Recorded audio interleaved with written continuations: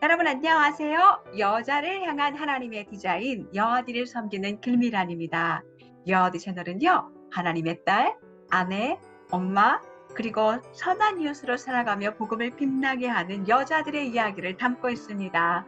오늘은 여러분과 계속해서 걸터크, 성경적 여성성에 대한 엄마와 딸의 대화에 대한 이야기 함께 나눠보려고 합니다.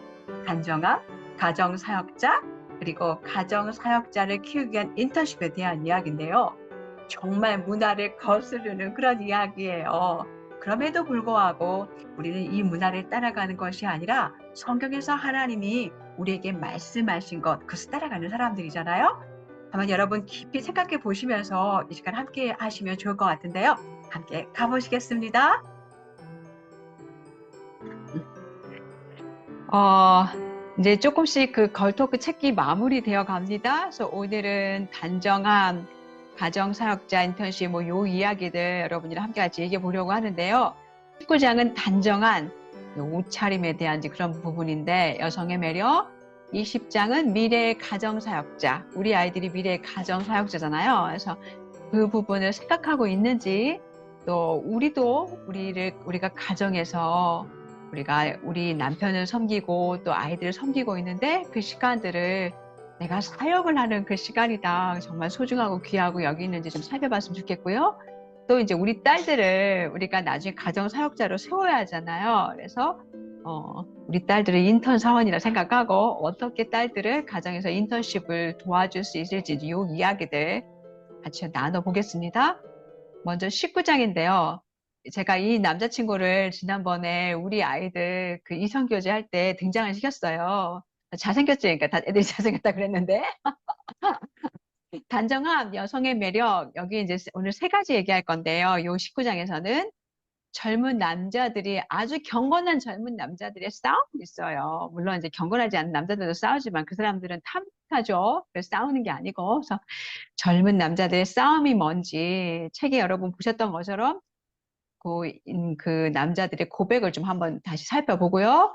단정함이 뭔지, 또 단정함이 중요한 이유가 뭔지 이제 19장에서는 살펴보려고 하는데요. 참 얼마나 이 경건한 남자들인지 참 귀한 것 같아요. 우리가 우리 아들들을 이렇게 키울 수 있으면 얼마나 좋을까요? 단정하지 못한 옷차림을 한 여자친구는 우정에 부정적인 영향을 미친다. 이유는 이거예요. 걔랑 이야기를 나누는데 자기가 대체 이야기에 집중을 할 수 없는 거예요. 그 아이의 옷차림이 너무나 신경에 거슬리기 때문에. 그래서 자신은 그 아이하고 대화하고 있지만 마음속에서는 그 눈을 지키느라고 엄청난 유혹과 싸움을 하고 있다는 거죠. 또 하나, 이건 B는 B 친구예요. B 친구는 아주 매혹적이라고 번역을 했지만 어쩌면 선정적이게 옷을 입은 친구들을 보면 얼굴을 돌리고 그 친구를 위해 기도하게 된다. 이 친구는 깊은 마음의 문제가 있음이 틀림이 없다. 왜냐하면 자기가 잘못된 방법으로 뭔가 관심을 끌어서 인정받고 싶어 하는 걸 아는 거죠. 그래서 여자친구들이 자신이 성적인 대상으로 보기를 원하는 걸까? 남자들이 자신의 외적인 아름다움보다 성품을 보고 자신을 아껴주고 알아주기 원해하는 거 아닐까? 네, 이런 고민들을 하고 있다는 거예요. 그래서 계속되는 이제 답인데요. 그래서 이 경건한 형제님들은 성적인 욕망과 씨름하지 않도록 정말 이렇게 노출하고 싶고 딱 붙는 돈 듣고 싶고 막 그러고 싶은데 그 친구들을 이타적으로 남자들이 이런 싸움을 하고 있어 이렇게 알고 이타 챙겨주는 그런 친구가 훨씬 더 매력적이라는 거예요. 그리고 그런 친구는 그리스도 안에서 자매로 교제할 수 있다는 거죠. 그 다른 친구는 어, 세상을 섹시하게 옷을 입거나 거의 안 입은 옷차림이 괜찮다고 말하지만 단정한 옷을 입어도 진짜 멋지고 세련되고 예쁘게 보일 수 있잖아요. 이제 요 두 형제들의 이야기를 이제 한번 살펴보면서 얘기하면 좋을 것 같고요. 단정함은 여러분이 뭐 너무 잘 알고 계시지만 성경적인 여성성을 나타낼 때 굉장히 중요한 거예요. 왜냐하면 외적으로 드러나는 어떤 모습이기 때문에. 그래서 우리 친구들이 어머 하나님이 옷 입는 것까지 간섭하시나? 이렇게 생각하실지 모르겠지만 정말 하나님이 우리 젊은 여자들의 요구하는 성품 중 하나죠. 그래서 제가 이성교제 친구들하고 이야기할 때 이 단정함에 대한 이야기를 했어요. 네, 그날 뭐 조금 짧게 입고 온 친구들이 있었는데 너무 무안할 것 같아서 사실은 또 제 눈에는 우리 친구들이 살짝 짧게 입든 뭐 살짝 파인 옷을 입든 받아줄 수 있어요. 엄마 마음으로 이쁘잖아요. 귀엽게 봐줄 수 있어요. 그래서 제가 애들아 너무 귀여워, 예뻐. 그런데 문제는 남자들이야. 여기는 남자들만이 아니라 우리 교회에는 큰 삼촌, 그리고 이거? 뭐 아빠 또래 되는 아저씨들도 다 모든 남자들이 이 문제와 싸우고 있다는 거예요. 이건 이 얘기를 얼만큼 들어있는 아내한테 건데? 해주었거든요. 그래서 네, 단정함이 정말 귀한, 굉장히 중요한 그런 하나님이 우리 친구들에게 요구하시는 그런 성품들이죠. 그래서 성경 말씀에 정말 하나님은 우리가 옷차림에 관심을 기울여야 한다고 얘기를 하세요. 너희가 단정한 옷을 입고 소박과 정절로 자기를 단정해라. 머리 닦지 말라는 얘기는 아니에요. 금이나 값진 옷으로 이거는 이제 사치하지 말고, 그리고 오히려 선행으로 자기를 단정하기를 선행으로 한다고 하신 얘기는 내가 옷을 입는 이유가 누구에겐가 영향을 끼친다는 것을 알고 그 사람에게 선행을 베풀라는 이제 그런 얘기신 거죠. 그래서 그런 옷으로 하지 말고 우리는 선행으로 우리를 단정해야 한다는 거예요. 그러면 단정함이라는 건 뭘까? 단정함이란 아까 조금 전에 우리가 함께 말씀 읽은 것처럼 소박과 정절로 옷을 입는 건데요. 어, 정말 이제 위에 우리가 잠깐 봤던 말씀처럼 이 말씀이 야, 치마 길이는 어때야 돼? 뭐 신체의 어떤 부분은 노출하면 안 돼? 이렇게 얘기하시는 게 아니잖아요. 그냥 단정함과 소박, 정절로 옷을 입어야 한다고만 얘기하셨는데 CJ 명언이 목사님은 이렇게 하셨어요. 이렇게 얘기하셨어요. 단정함의 성경적인 논의는 옷의 모양이 아니라 마음을 다루는 일에서 시작해야 한다.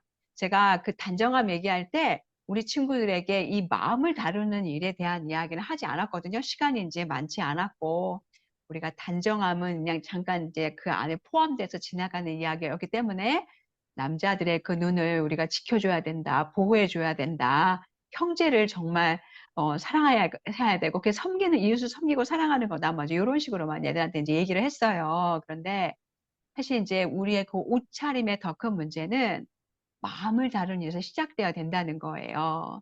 그래서 사실은 단정하지 못한 어떤 복장은 옷차림만을 말하는 게 아니라 겸손한 모습과 정반대라는 거예요. 교만과 자기 중심적인 태도, 그리고 의도적으로 뭔가 어떤 동기를 가진 어떤 표현이 거기에 담겨 있다는 거죠. 그래서 노출이 일단 심한 어떤 옷차림은 자신에게 집중시키게 만들려고 하는 거니까, 관심을 집중받고 싶어서 하는 거니까, 하나님의 영광보다는 하나님의 말씀을 따르는 것이 아니기 때문에 하나님의 영광보다는 자기 자신에게 집중시키려는 그런 의도가 있다는 거예요. 그래서 이제 존 메가더 목사님의 이 긴 글, 아주 긴 글이 있는데, 이분이 이렇게 말씀하셨어요. 어떻게 하면 여자들의 적정한 복장과 자기에게 집중시키려는 그 복장의 그 차이들을 알 수 있을까?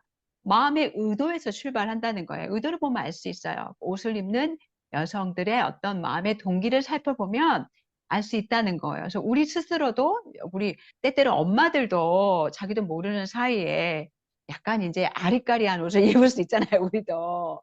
그러니까 우리도 사실은 우리 마음의 의도를 살펴봐야 한다는 거. 매번 옷을 입을 때마다 어떤 동기냐. 이게 우아함과 아름다움을 보여주려는 의도를 가지고 있는가. 아니면 이게 하나님을 예배하는데 헌신된 겸손한 마음을 드러내고 있는가. 잠깐만, 아니면 가위 자신에게 좀 줘봐. 집중시키려고 하는 그런 마음들이 있는가. 아니면은 뭔가 성적으로 남자를 유혹하는 의도가 있는가. 아니면 이제 잘라줘, 있나? 여러 가지 그런 내가 마음의 의도들이 있잖아요. 그래서 어, 그래서 이제 여러분이 이제 우리가 이제 하나님을 예배하는 하나님의 딸들이니까 여러분이 스스로도 우리도 모두 다 아리까리할 때 우리 마음의 동기를 살펴보는 건 정말 중요한 것 같아요. 내가 나의 옷차림을 통해서 하나님께 영광 돌리고 또 이웃을 섬기고 있는지 이제 요런 이제 그런 걸 생각해 봐야 한다는 거죠. 그래서 여성의 마음 중심이 자신의 옷장과 외모를 지배하고 있다. 우리가 좀 살펴봐야 하는 이야기인 것 같아요. 그렇다면 겸손한 옷차림이란 어떤 옷차림인가? 우리가 아까 함께 봤던 것처럼 디모데전서 2장 9절에 있는 말씀처럼요. 사치스럽지 않고 경박하거나 그런 다음에 노출이 심하거나 성적으로 유혹하는 그런 옷을 입어서는 안 된다는 거죠. 그래서 낸시 드모스가 이제 두 가지 옷을 입을 때 조심해야 될 것들, 절제해야 될 것들을 이야기하셨는데 신체의 은밀한 부분을 노출 혹은 신체의 극히 사적이나 유혹적인 부분을 강조하는 거. 이 두 가지를 피하면 된다는 거예요. 그래서 이제 이게 이제 단정한 옷차림의 기준이에요. 우리가 단정한 옷차림을 하는 게 왜 이렇게 중요한가? 하나님이 영광을 받으시기 때문이라는 거예요. 그리고 다른 하나는 하나님이 영광 받으신 이야기는 조금 더 나눠볼게요. 다른 하나는 그리스도 안에서 형제된 사람들의 죄를 지켜준다는 거예요. 물론 뭐 내가 노출되는 그런 옷을 입었으니까 남성 형제님들이 어떤 유혹을 당하는 것은 다 내 책임이다. 뭐 이렇게 말할 수는 없어요. 그냥 그분들도 그분들의 어떤 몫에서 그래도 눈을 다른 데로 돌리든지 아니면 그 시간에 유혹에 빠지지 않도록 하나님께 기도하든지 사실 그렇게 많이 하고 계세요. 우리 경건한 형제님들은. 그래서 그렇게 하고 계시는데 우리 여성들이 얼마나 이게 남자들이 하나님 눈이 약하게 만드셨잖아요. 그러니까 눈을 약하게 만드셨기 때문에 그 약한 눈들을 지켜줘야 한다는 걸 생각하고 있어야 한다는 거죠. 그래서 책에도 어떤 분이 말씀하셨던 것처럼 남자들은 정욕을 표출하고 싶어 하지만 여자들은 그 정욕의 대상이 되고 싶어 한다는 거예요. 이건 경건하지 않은 여성들이 하는 일인 거죠. 그래서 이런 행동은 우리가 그리스도 안에서 형제들을 사심 없이 사랑으로 대하는 게 아니라 오히려 이기적으로 사랑 없이 대하는 행동이기 때문에 옷차림에 대해서도 여러분이 먼저 생각을 하셔야 되고 우리 딸들에게 본이 되어야 하고 또 우리 딸들도 도와주셔야 돼요. 근데 여러분이 딸들과 할 수 있는 많은 예들이 남자들의 고백들이 오늘 이 걸토크 이야기가 있으니까요. 야, 너 옷이 그게 뭐야? 엄마가 너 그렇게 입으면 남자들이 힘들다고 말했지? 막 이렇게 말한 게 아닌 무엇보다 딸 이리 와봐. 여기 엄마가 말한 그 이야기에 증거들이 있어. 뭐 이제 이런 식으로 얘기하시면서 좀 하나씩 읽어보면서 얘기해 주시면 어떨까 싶어요. 그래서 한 남성의 고백이 진짜 매일매일 이 전쟁은 전쟁터다. 이 전쟁은 내 죄에 맞선 거다. 그래서 타락한 내 마음에 대항한 전쟁터인데 매일매일 하나님께 정욕에 빠지지 않도록 강건함을 구한다고 하잖아요. 성령이 또 도움을 주시지만 여전히 유혹이 있다는 거예요. 그래서 여자들이 기억해야 돼요. 우리가 선정적인 옷을 입는다는 게 남자들이 얼마나 그 싸움이 심한 건지 그래서 이제 여러분이 미끼를 던지면 안 되잖아요. 죄에 미끼를 던져놓고 무슨 수를 쓰든지 피해봐. 이렇게 하면 안 된다는 거죠. 그래서 이 형제님의 어떤 그런 고백도 한번 생각해 보시면 좋을 것 같아요. 여기 있는 이 고백도 한번 읽어보시면서 좀 여러분의 딸도 함께 읽어보시면서 도와주시면 좋을 것 같고요. 어, 단정한 옷차림은 정말 우리가 이기적이고 자기밖에 생각하지 못했던 우리가 복음으로 변화된 어떤 모습을 보일 수 있는 거잖아요. 그래서 형제인 이웃을 죄에 빠지지 않도록 도와주는 일이기 때문에 어쩌면 단정한 옷차림은 복음으로 변화된 사람, 자기밖에 모르던 이기적인 사람이 내 패션인데 누가 나한테 뭐라 그래? 이렇게 말할 수 있지만 그것이 상대에게 또 형제들에게 해를 가한다 하면 내가 이렇게 스텝백 할 수 있는 다시 물러설 수 있는 그런 마음이 필요하다는 거죠. 제가 우리 친구들이랑 그 이성교제하면서 이 말씀 같이 읽었어요. 그런즉 너희의 자유가 믿음이 약한 자들에게 걸려 넘어지게 하는 것이 되지 않도록 조심하라. 이렇게 했고요. 한 번 다시 읽었어요. 고린도전서 8장 9절에 있는 말씀인데 그런즉 너희의 자유가 눈이 약한 자들에게 걸려 넘어지게 하는 것이 되지 않도록 조심하라. 그래서 우리도 그렇고 우리 딸들도 많이 생각해 봐야 될 것 같아요. 우리가 정말 멋진 의상과 누군가에게 집중하게 만드는 멋진 의상과 착한 행실 중에 어떤 부분을 더 주목하고 있는지, 또 의복과 우리의 성품 중에 사실 의복은 우리를 그렇게 아름답게 하지 않아요. 오히려 우리 안에 내면에 있는 성품이 보면 볼수록 우리를 아름다운 사람으로 보여지게 하잖아요. 그래서 엄마와 딸이 함께 옷장 점검을 한번 해보시고요. 또 딸들이랑 요 챕터 한번 같이 읽어보시고, 그리고 진짜 우리가 선한 일을 통해서 우리 형제가 시험에 빠지지 않도록 잘 지켜주자, 도와주자, 격려해주자, 이런 얘기 함께 하시면 좋을 것 같아요. 그 다음 이제 미래의 가정 사역자인데요. 와, 하나님이 모든 여자들을 가정의 수호자로 부르셨거든요. 그런데 가정 사역자, 엄마, 아내, 너무 인기 없는 직업이죠. 이거 직업이에요? 근데 너무나 인기 없는 직업이에요.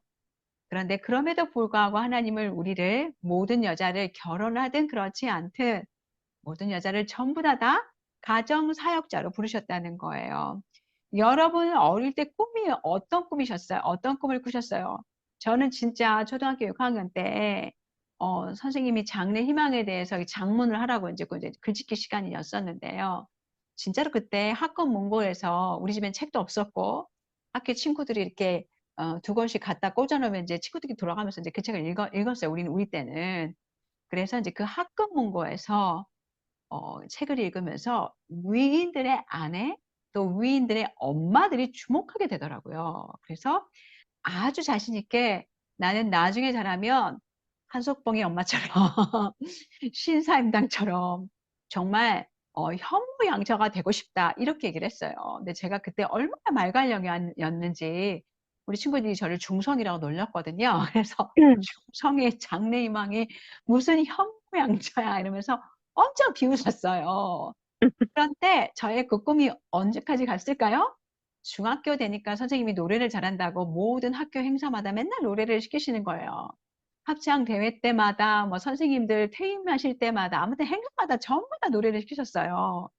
그리고 이제 고등학교에 이제 뭐 조금 스페셜한 고등학교에 가면서 이제 유명한 성악가가 되고 싶었죠. 엄마, 아내, 현모, 양서는 쳐다도 보기 싫은 꺼내고 싶지도 않은 그런 것을 언제다 처박아 놨어요. 그랬더니 결혼을 하고 아이들을 낳는데 우리 애들은 너무 이쁜데 육아가 즐겁지 않은 거예요. 나는 육아랑 커리어랑 두 마리 토끼를 다 잡고 싶은데 너무 힘든 거죠. 그래서 최선을 다해서 제가 동생이 다섯이잖아요. 애들을 돌려가면서 이제 집에서 베이비시터 시키고 사역도 하고 막 그랬어요. 네, 아무튼 굉장히 이제 그렇게 몸부림치는 두 마리 토끼를 다 잡고 싶어서 몸부림치는 시간을 가졌다가 사실은 이제 홈스쿨링 제일 첫 번째 그런 홈스쿨링 컨퍼런스에 참석하게 되면서 저의 어떤 소명, 여자로서의 어떤 소명들을 다시 한번 깨닫고 이제 전업주부로 집에 들어오면서 두 아들을 홈스쿨하는 어떤 그런 이제 시간들을 갖게 되죠. 그런데 우리가 이제 성경을 보면 하나님이 여자들을 가정의 수호자로 임명하셨다는 거예요. 우리가 잠언 31장의 현숙한 여인, 그 여인을 봐도 그렇고 또 디도서 2장에서 늙은 여자가 젊은 여자들을 가르쳐야 할 7가지 덕목을 보더라도 거기서 이제 남편과 자녀를 사랑하고 집안일을 하고 뭐 이렇게 말씀하는 거 보니까 이게 집안일을 이렇게 평가절하를 시키는 것이 아니라 굉장히 중요한 일로 사실은 부각을 시키고 계시잖아요. 그래서 그것을 늙은 여자가 젊은 여자들이 가르쳐서 잘 훈련하게 하라고 말씀하셨고 또 디모데전서 5장 14절에 보면 젊은이는 시집가서 아이를 낳고 집을 다스리고 대적에게 비방할 기회를 조금도 주지 말기를 원하노라. 이렇게 말씀하세요. 그래서 아마 우리 딸들도요, 뭐 특별한 경우를 제외하고는 거의 다 결혼을 할 거예요. 그래서 언젠가 우리 딸들이 남편이 있을 거고 우리 아이들이 있을 텐데 이 가정을 꾸미는 일에 부르심을 받았다는 거예요. 어떤 친구는 독신으로 살 수 있어요.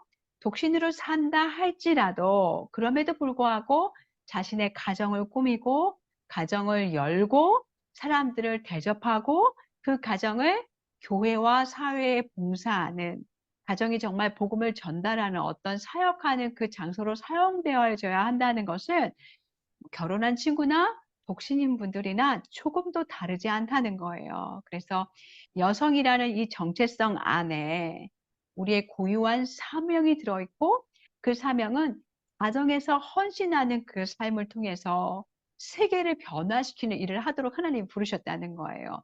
물론 이 이야기가 우리 딸들에게 이제 많은 분들이 이런 얘기를 하세요. 그럼 우리 딸들은 직업을 이렇게 추구하지도 말아야 되고 그러면 공부도 하지 말고 집에만 머물러야 하냐 이렇게 얘기하시는 분이 있어요. 근데 그렇지 않죠. 그렇지 않고 우리 아이들이 직업도 추구해야 되고 또 독신으로 살 수도 있으니까. 그래서 하나님이 어디까지 허락하실지 모르지만 직업도 가질 수 있고 또 가족을 위해 유익을 위해서 일할 수도 있어요.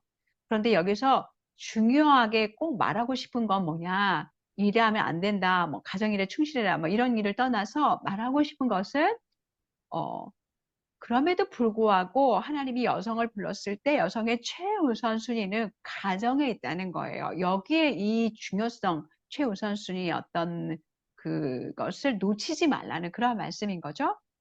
그리고 우리가 그 집에서의 가정 사역자로 살아가는 그 일은 진짜 인기 없어요. 제가 지금 만으로 55세인데, 저도 제가 젊었을 때 그렇게 그 엄마와 또 아내로서의 역할을 하면서 내 커리어를 이렇게 쌓고 싶어서 그렇게 몸부림을 쳤다면, 지금 우리 친구들은 더 하겠죠. 정말 더 그렇게 할 거 아니에요. 그래서, 어, 사실은 이제 우리 아이들이 꿈꾸는 많은 직업들이 있지만, 어, 가정사역자에 지금은 굉장히 드물 거라는 생각이 들어요. 우리 어머니의 세대만 하더라도, 물론 우리 어머니 세대들도 일하시던 분들이 있었지만, 여성이 가정을 지키는 건 굉장히 마땅하게 여겨졌어요. 그래서 특별히 생활고가 아니면 뭐 그렇게 일하셨던 분은 많지 않았던 것 같아요. 집에서 그냥 애들을 돌보고 뭐 이런 일들을 주로 많이 하셨는데, 그런데 이제 지금은 오히려 집에서 아내 역할이나 아이들을 키우는 일에 집중하는 것은 정말 이제는 그것보다 오히려 그 일보다 일하는 것이 훨씬 더 자연스러운 일로 여겨지는 그런 시대 속에 우리가 살고 있죠. 그래서 이제는 정말 집에서 가정주부로 살아가는 일을 제외하고 직업을 선택하는 일이 굉장히 자연스럽게 되어져 버렸어요. 그래서 특히 우리 그 다음 세대, 우리 딸들은 그 다음 세대, 저의 그 다음 세대 자매들 보면 어쩌면 여러분 세대죠. 3, 40대 여러분 세대들은 정말 이제 일하시는 분들이 많아졌죠. 굉장히 많아졌고, 근데 그렇게 된 이유가 뭘까? 왜 이 가정사역이 너무나 소중하고 귀한 것이라고 여겼다가 이렇게 가정을 지키는 일이 멀리 멀리 이렇게 이 소중함이 사라져본 이유가 뭘까? 이건 이제 페미니즘 때문이라는 거예요. 50년 전에 처음 시작은 사실 선거권을 얻기 위한 어떤 시작이었는데 나중에는 이제 어떤 여성의 권리를 쟁취하는 이런 것으로 이제 바뀌었죠. 그래서 엄마가 가정에 머무르고 있는 것이 가정에 의해서 엄마가 억압을 당하고 있다고 생각을 하는 거죠. 그래서 엄마를 가정에서부터 해방시켜야 된다는 어떤 생각들을 갖게 된 거예요. 그래서 이 페미니스트들의 많은 사상들이 사실은 가사 일들을 업신여기고 전업주부로 살아가는 어떤 그런 삶들을 경시하는 그런 풍조를 나타냈는데요. 이 캐롤린 메어리 사모님 말씀하신 것처럼 페미니스트 철학은 주류 사회의 가치관에 깊숙이 뿌리 내렸으며 마찬가지로 대다수 여성들이 페미니스트의 철학을 답습하고 적용해 왔음에도 이들 중 대다수는 자신을 페미니스트라고 생각하지 않는다라고 하고 계세요. 그래서 페미니스트 혁명은 이제 더 이상 페미니스트의 혁명이 아니라 그냥 우리 삶의 한 방식이 된 거예요. 우리가 이제 받아들여 버렸죠. 근데 그렇게 되었다는 거죠. 그래서 진짜 인기 없는 게 이 가정 사역자인데요. 그럼에도 불구하고 우리는 가정 사역자예요. 세상에서 사람들은 이제 가정주부를 보고 세상을 변화시키는 사람이라고 생각하지 않을 거예요. 그런데 여러분이 뭐 예전에 이렇게 들었던 말 생각나는 거 있으시지 않아요? 요람을 흔드는 손에 세계가 있다. 뭐 이런 말씀도 있고 우리 아이들에게 자신의 인생에서 가장 영향을 끼친 사람이 누구랴라고 물어보면 애들은 정말 다 엄마라고 이야기할 거거든요. 그래서 엄마는 또 집에서 여러분이 하시는 이 가정사역의 일은 너무 귀한 일이에요. 그래서 좋은 방향이든 악한 영향이든 이 세상에서 가장 큰 영향력을 지니고 있는 사람은 엄마다. 존 에인젤 제임스가 말씀하셨는데요. 그래서 어 여러분이 이 가정 사역에 대한 이야기들을 우리 딸들과 이렇게 편하게 이렇게 보여주시고 알려주실 수 있을 것 같아요. 그래서 어 이 가정 사역 일이 또 쉽지 않지만 좀 고단하죠. 힘들고 어렵지만 그럼에도 불구하고 우리가 이 가정에서 우리가 가장 사랑하는 사람들의 필요들을 채워주면서 섬길 수 있잖아요. 그러니까 얼마나 감사해요. 그죠? 우리 남편을 격려하고 우리 아이들에게 책을 읽어주고 그 아이들에게 복음을 가르쳐 줄 수 있는 또 바로 옆에 있으니까 아이들의 필요와 또 연약함 어디를 훈련해야 될지 바로바로 눈에 보이잖아요. 그래서 정말 또 이게 또 가정을 지키는 자로 하나님이 부르셨고 여러분이 거기에 더 마음을 두는 일은 정말 소중하고 아름다운 것 같아요. 그래서 여러분도 가정 사역자이시고 우리 딸들도 그래요. 우리 딸들도 가정 사역자이기 때문에 그래서 어 비록 우리가 세상을 바꿀 수 없어도 우리가 우리 자신과 가정을 변화시킴으로써 세상을 바꾸는 일을 시작할 수 있다는 거예요. 이게 바로 여성의 사명이에요. 여성은 도덕계획과 사회계획을 만들어내는데 수단이 되는 자신이 속한 작은 가정에서 눈을 돌리면 안 되며 오히려 가정에서 이 작업, 변화시키는 작업을 시작해야 한다는 거예요. 그래서 이제 이것도 진짜 우리가 마음에 이렇게 새겨 놓으시면서 또 여러분이 그렇게 여러분의 가정에서 사회를 변화시키는 그런 또 다음 세대를 변화시키는 일에 마음을 써 주셔서 정말 너무너무 감사해요. 물론 일하고 계시는 엄마들도 있지만 마찬가지예요. 그 엄마들도 우리 아이들에게 마음을 두시면서 또 이렇게 소망 가운데 우리 아이들 너무 아름답게 키워 주셔서 진짜 감사해요. 질문은 이거예요. 세상이 뭔가 이렇게 다른 방향으로 가고 있지만 우리가 복음을 바꾸는 가정 사역자에 동참할 것인지 그리고 우리 딸들도 동참을 시킬 것인지 늘 우리 스스로에게 질문해 보고 또 어디로 가는 것이 하나님을 기쁘시게 하는 건지 생각해 봐야 한다는 거죠. 자, 그 다음은 이제 가정사역 인턴십인데요. 여기는 딸들에게 전하는 말이 있고 엄마들에게 전하는 말이 있어요. 그래서 이건 금방 잘 끝날 것 같은데 책 읽어보셨더니 의학대학원생의 이야기가 나오잖아요. 의사가 되기 위해서 정말 돈도 많이 쓰고 열심히 공부하고 또 이제 뭐 그런 과정들을 다 마쳤는데 이제 다른 것이 하고 싶은 거예요. 자기 적성에 맞지 않다는 것을 알게 되고 준비되지 않은 길, 교사가 되고 싶은 마음이 있는데 그런데 준비되지 않았기 때문에 할 수 없죠. 이미 의사가 되기 위해서 너무 긴 과정에 돈을 퍼부었고 시간도 쏟았고 이 참 어려운 난간의 모습이 있는데 그런데 가정사역자로서 우리가 시작할 때 우리의 길이 비슷하다는 거예요. 사실은 우리가 어떤 공부를 오래오래 했는데 그 공부를 오래 하고 나서 갑자기 전혀 준비되지 않은 그런 분야로 들어선다는 거죠. 그래서 가정사역에 적합한 그 어떤 학위도 갖지 못한 채 우린 대부분 결혼을 해요. 그래서 정말 다른 직업과 다르게 어쩌면 세상에서 가장 준비하지 않고 갖게 되는 직업. 그게 좀 가정 사역자가 아닌가 싶어요. 그래서 오늘도 준비되지 않은 채 아내와 엄마의 길을 걷는 사람들이 너무너무 많아지고 있다는 거죠. 그래서 여러분 책에서 읽어보셨지만 그 1828년에 어느 작가가 써졌다는 말씀하셨다는 그거 읽으시면서 좀 충격이지 않으셨어요? 1824년에도 똑같았구나. 어쩌면 우리 딸들도 그때도 뭐 이제 조금씩 이제 딸들도 교육하기 시작했던 그런 시절이었으니까 아이들을 학교에 보냈지만 여성의 역할이나 가사는 가르치지 않았다는 거예요. 그래서 사실은 그 어렸을 때부터 대학까지 엄청난 지식을 우리가 습득하는데 실생활에서 그 지식을 제대로 활용할 수 없었다는 거죠. 그래서 준비되지 못한 상태로 결혼에 들어가게 되는데 그러니까 아쉬운 건 이거예요. 어린 시절부터 조금만 습관을 들였더라면 이게 가사 일이 그렇게 어렵다고 생각하지 않았을 텐데, 어쩌면 이렇게 뭔가도 이렇게 계속 익숙해져야 기쁨을 맛보잖아요. 그래서 익숙해서 갔으면 사랑하는 사람들을 먹이면서 더 이렇게 기쁨을 누렸을 텐데, 그런데 그렇게 하지 않았기 때문에 결과적으로 그 시간이 올 때, 그 가사 일에 대해서 너무 힘들잖아요. 익숙하지 않은 일을 하려니까. 그 일을 오히려 불행이라고 생각한단 말이죠.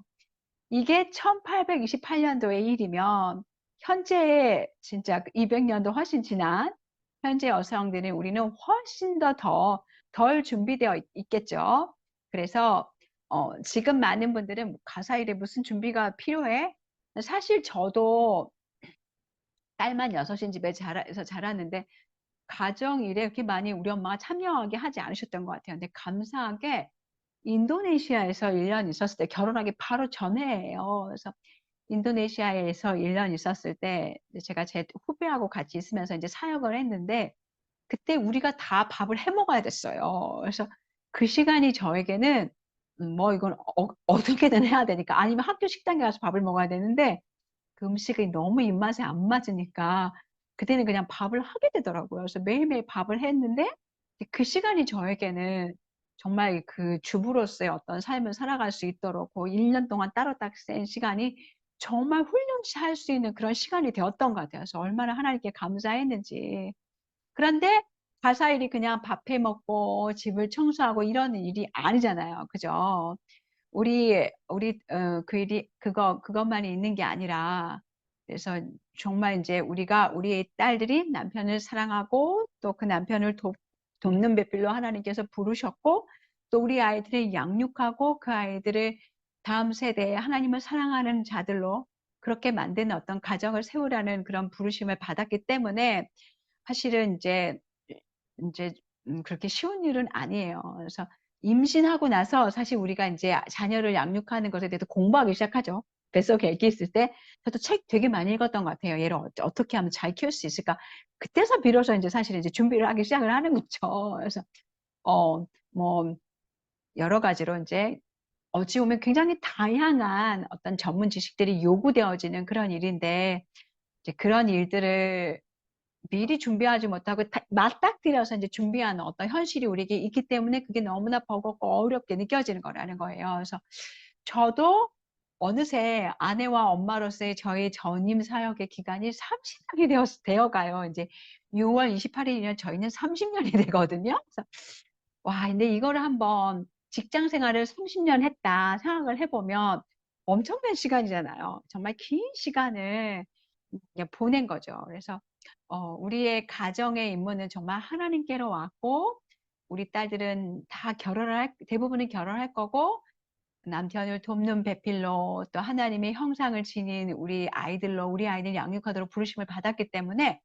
우리 가정이 복음을 전파하는 장소가 되어야 한다는 거예요. 그래서 어, 가정 사역은 많은 전문 지식을 요구하는 직업이에요. 직업이고 인생에 정말 수십 년 긴 시간들을 보낼 일이고, 또 그것을 통해서 가족과 교회와 지역과 다음 세대를 우리가 섬길 수 있는 잠재력을 가진 직업이라는 거. 그래서 준비할 가치가 있다는 거예요.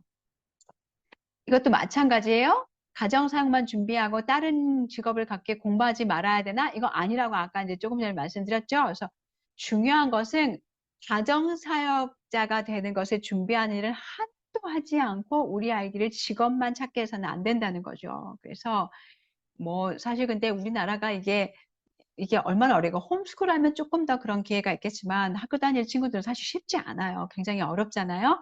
그래서 어떤 의도적인 관심, 의도적인 계획이 좀 필요하지 않을까라는 생각이 들어요. 그래서 이 부분에도 여러분이 놓치지 않고 관심을 가져야 하신다는 이야기인데요. 그래서 엄마들에게 여러분이 하나님이 여러분을 우리 아이들을 가정사역자로 준비시키는데 부르셨다는 거예요. 디도서 2장에서 본 것처럼 늙은 여자가 젊은 여자들을 양육해야 하잖아요. 네, 그런 것처럼 우리 딸을 잘 성장시킬 수 있도록 여러분을 부르셨는데, 이게 설레이는 임무세요? 제가 책에서 이거 읽으면서 이게 설레이는 임무라고 생각하실까? 와, 그 해야 할 일이 하나 더 얹혀졌네? 이렇게 생각하실 거라는 생각이 살짝 들었는데, 네. 그럼에도 불구하고 우리가 우리 딸들을 가정사역자, 복음을 위해서 세상을 변화시키는 가정사역자가 될 수 있도록 훈련하는 어떤 특권을 가졌다는 거죠. 그 특권을 시작하는 일은요, 그 딸을 훈련시키는 그 특권을 시작하는 일은 사실은, 엄마가 또 아내로서, 엄마로서, 엄마의 어떤 가정 사역자로서의 어떤 삶을 즐기는 모습을 딸에게 보여주어야 돼요. 이게 사실은 이제 가장 많이 우리 딸에게 '야, 가정 사역자가 정말 매력적인 거구나.'라고 그런 매력을 갖게 하는 거거든요. 그래서 엄마가 제일 먼저 우리가 하나님 앞에 기도해야죠. '하나님, 우리가 참이 어떨 때는 눈에 보이지도 않고 진짜 하루 종일 일해도 뭐 딱 드러나는 그런 일이 아니잖아요, 우리 가정 사역은.' 그런데 그럼에도 불구하고 우리가 이 일에 열정을 가지고 우리 아이들이 그 열정을 좀 느낄 수 있게 해 주세요. 이렇게 기도하는 건 좀 필요할 것 같아요. 또 우리의 어떤 태도들도 좀 돌아볼 필요가 있을 것 같고요. 그런데 인제 우리 많은 자매들이 이런 것들을 엄마에게도 봤어야 되는데 엄마도 "지긋지긋하다. 어우, 힘들다. 언제 내가 이 족쇄를 벗을까?" 이런 이야기를 들어왔다면 똑같이 자기가 엄마와 아내 역할을 하면서 같은 생각을 하겠죠. '내가 어쩌다가 이 족쇄를 찼지. 언제 이것을 벗을까?' 이런 생각을 할 수 있다는 거죠. 그래서 시리에 빠질 수 있다는 거예요. 그래서 이 가정 사역의 일들이 정말 엄청난 희생을 요구하지만 너무나 보람 있는 일이라는 거 이제 딸들에게 알려주셔야 되고, 또 딸들을 훈련시킬 계획을 좀 세우시면 좋을 것 같아요. 애들이 학기 중에는 사실 쉽지 않죠. 홈스쿨 해도 쉽지 않을 수 있을 것 같아요. 그래서 어 우리 아이들에게 이 가정을 최우선순위로, 물론 공부도 해야 돼요. 이것도 얘기해 줘야 돼. "네가 거기에도 최선을 다해야 하지만 나중에 엄마가 되고 아내가 됐을 때 가정을 최우선순위로 삼을 수 있도록 이렇게 도와준 책들이 있어요. 그래서 1020 여성들이 믿고 있는 새빨간 거짓말, 이제 새빨간이고 여성들이 믿고 있는 거짓말 책도 나왔고, 또 뭐 이 걸토크 책도 있고, 여러분이 이제 "이게 하나님이 너희를 향하신 가장 우선적인 부르심이다."라는 걸 이제 책들을 좀 통해서도 뭐 쪼끔 방학 때 쪼끔 시간을 내셔서 처음부터 끝까지 다 읽지 않아도 될 것 같아요. 그래서 여러분의 딸에게 필요하다고 생각하는 부분만 이렇게 발췌하셔 가지고 한번 데이트 가셔서 그냥 같이 딸이랑 같이 그 부분을 읽고 이야기 나눠도 좋을 것 같고요. 또 인제 책에서 제안하셨던 것처럼 장을 보고 일주일 가족 식사하는 건 자기가 스스로 쉽지 않을 거예요, 아마. 그래서 한 끼부터 한번 준비해 보도록 도와주는 거. 그리고 또 인제 집안일들이 많이 있잖아요. 제가 음 우리 아이들에게 집안일에 참여시키는 건 굉장히 중요하다고 말씀을 자주 드렸던 것 같은데, 그래서 우리 아이들과 함께 이 집안일에 참여시키고, 때때로 엄마랑 조금 엄마가 하는 일들을 좀 딸들에게 쪼끔씩 돌아가면서 좀 맡기셔서 그 일들을 경험하게 해 주는 것도 되게 좋은 것 같아요. 그래서 딸과 함께 요리하고, 딸과 함께 청소하고, 딸과 함께 집안을 꾸미는 이제 이런 일들을 좀 계획해 보시면 좋을 것 같고요. 사실 인제 쉽지 않죠. 근데 이거는 세상에서 찾을 수 없는 인턴십이라는 거예요. 그래서 '우리 딸을 내가 가정 사역자의 인턴십으로 데리고 있다.'라고 여러분이 생각하시면서 딸들을 인제 훈련시키셔야 되는데요. 이제 이것도 제 에인젤 제임스가 하신 말씀인데, "나의 젊은 친구들이여, 이것이 여러분의 기독적인 목적이 되게 해라." 이건 가정 사역자로서 그게 목적이 되게 하라는 얘기거든요. 그리고 동시에 당신의 가장 정직한 기도가 되게 하라. 무엇보다 철저하게 당신에게 주어진 임무를 이해하고, 그런 후에도 성실하게 임무를 위해서 준비해 나갈 수 있도록, 그리고 이 임무를 성공적으로 완수할 수 있도록 해라. 이제 이렇게 얘기를 해 주셨는데, 우리 딸들과 함께 여러분 이 걸터구 책 이용하셔서 오늘 사실은 너무 그 세상과 다른 가르침이에요. 그러나 이 가르침 안에 하나님의 지혜가 있잖아요. 그래서 어 아주 뭐 많은 시간을 대지 않더라도 지혜롭게 우리 아이들에게 이 가정 사역에 대한 기쁨을 맛볼 수 있도록 여러분이 기도하시면서 좀 딸들을 참여시킬 수 있고 훈련할 수 있는 것들을 고안해 보시면 어떨까라는 생각이 듭니다. 오늘 나눔은 여기까지고요. 이제 나눔과 적용을 위한 질문인데요. 단정함에 대해 읽으면서 혹시 여러분이 새롭게 발견하신 것이 있는지, 단정함이 왜 이렇게 중요한 건지, 딸들에게 이제까지 말씀해 보셨는지, 아니면 이제는 말할 준비가 되어 있으신지, 또 여러분의 옷차림은 우리 딸들에게 본이 되고 있는지 뭐 살펴보는 시간이 되었으면 좋겠고요. 뭐 다른 것보다도 딸에게 한번 이런 옷차림에 대한 이야기를 좀 깊이 나눠보신 적이 있는지, 뭐 또 이런 중요성에 대한 거 오늘 또 새롭게 발견하신 거 이런 거 한번 나눠보실 수 있을 것 같아요. 그리고 가정의 수호자로서 하나님이 부르신 것에 대해서 나는 어떻게 응답하고 있는지, 먼저 내가 중요하잖아요. 나는 어떻게 응답하고 있는지, 또 가정을 지키는 일에 여전히 세상적인 가치관과 충돌이 일어나는 부분이 없는지, 또 여러분이 가정 사역자이신데요. 여러분이 가정에서 사역하는 이 사역이 가정과 교회 사회에 어떤 영향을 미치는지 이것도 함께 나눠볼 수 있을 것 같아요. 그리고 이제 세 번째로는 실질적으로 우리 딸들에게 가정 사역자가 될 수 있도록 실천적인 방안, 내가 우리 딸의 요건 할 수 있을 것 같다, 뭐 이런 거 생각하실 수 있을 것 같은데, 생각나시는 게 있으면 한번 나눴으면 좋겠고요. 이렇게 아들만 있는 엄마들 있잖아요. 저도 아들만 있는데, 그런 아들만 있는 엄마들이지만 이 아들에게도 가정 사역자로서의 우리의 모습을 우리 아들들에게 보여주는 건 진짜 중요해요. 왜냐면 그렇게 해야 우리 아들이 그런 아내를 찾을 거기 때문이에요. 그래서 굉장히 중요하기 때문에 여러분이 마찬가지로, 또 우리 아들들도 집에 있으면서 미래의 가정 사역자인 아내를 만나서, 가정 사역자인 아내를 또 만나고 가정을 이룰 거잖아요. 그래서 그 아내의 격려자가 될 수 있도록 어떻게 우리 아이들을 도와주고 훈련시킬 수 있을지, 이 부분도 우리가 놓치지 말아야 될 부분인 것 같아요. 아들들 가진 어머님들은. 그래서 이것도 함께 이제 조금 나눠보시고 생각하는 시간이 되셨으면 좋겠습니다. 여러분 오늘 영상 어떠셨어요? 단정한 가정사역자가 될 수 있도록 우리 딸들을 인턴십으로 훈련하는 이런 과정. 와, 어쩌면 상상도 못했던 이야기를 들으셨을 것 같다는 생각도 들어요.